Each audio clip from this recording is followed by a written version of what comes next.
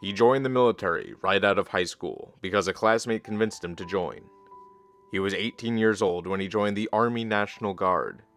His basic training was at Fort Jackson, South Carolina, and his advanced individual training was at Fort Sill, Oklahoma.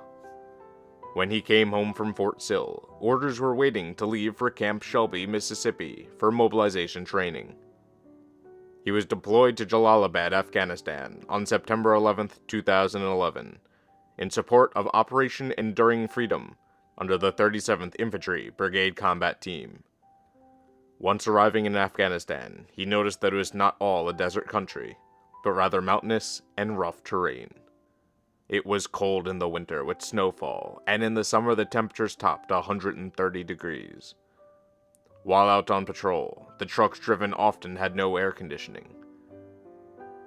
The base where he was stationed was relatively small and located in the middle of nowhere. It was used as a training center for Afghan police recruits.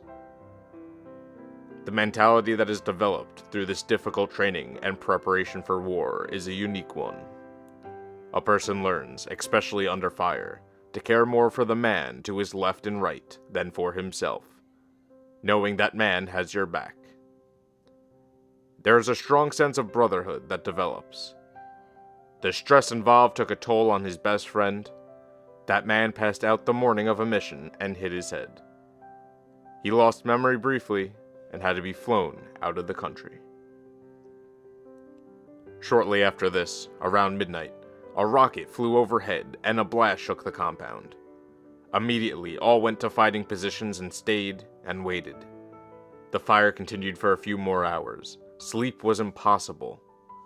Wake up for the next mission was at 5 a.m. The next day was extremely hot, and he was driving and operating with no sleep. Later that day, they drove by an IED that did not explode, but the stress became nearly unbearable. It was then that he reached a new personal low in morale, and began to wonder if he would make it home.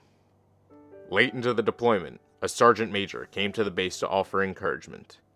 He challenged all to remain strong, sharing that his time was almost complete, just as theirs was nearing its end. Less than 2 weeks later, that man was killed. The severity of war and the brevity of life became quite clear at that moment. When the tour ended, demobilization, a psychological exam, and a physical health assessment were required before returning home to their family. Looking back, God's hand of protection became very evident and beautiful. Ladies and gentlemen, please welcome Army Specialist Corey Knipp.